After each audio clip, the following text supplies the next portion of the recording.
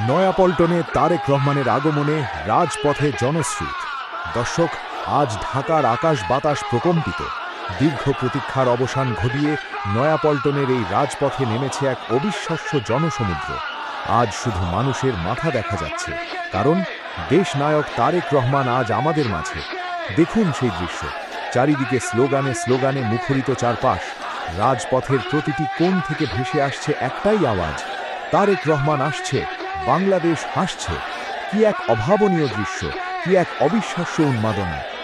একটু ভালো করে লক্ষ্য করুন দর্শক, মানুষের এই আনন্দ মিছিল কোনো সাধারণ মিছিল নয়, এটি এক বাঁধ ভাঙা আবেগের বহিঃপ্রকাশ।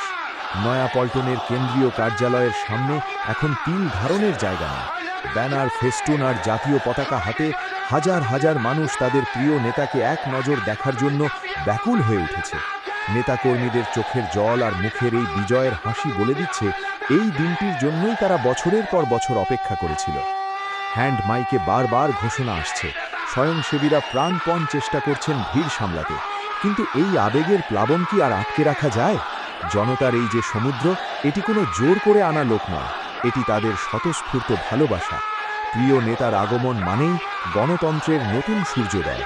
দেখুন কিভাবে প্রতিটি স্লোগান আকাশের বুক চিরে যাচ্ছে। তারেক জিয়ার আগমনে নয়াপল্টনের এই ঐতিহাসিক প্রাঙ্গণ আজ এক মহা উৎসবে পরিণত হয়েছে। উত্তেজনা এখন তুঙ্গে, যত সময় যাচ্ছে মানুষের স্রোত তত বাড়ছে। অলি গলি থেকে মিছিল নিয়ে যোগ দিচ্ছেন হাজার হাজার মানুষ। বাস, ট্রাক, মোটরসাইকেল সব কিছু আজ যেন এক মোহনায় এসে মিশেছে। আজকের এই রৌদ্রোজ্জ্বল দিনেও মানুষের উৎসাহে কোনো ভাটা পড়েনি। সবার লক্ষ্য একটাই, নয়াপল্টনের ওই অফিস যেখানে প্রিয় নেতা তারেক রহমান উপস্থিত হতে যাচ্ছেন।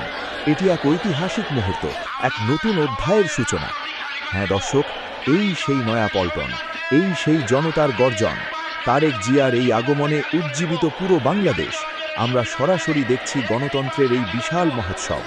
জনতার এই আনন্দ মিছিলই বলে দিচ্ছে বাংলাদেশের আগামী দিনের ভবিষ্যৎ।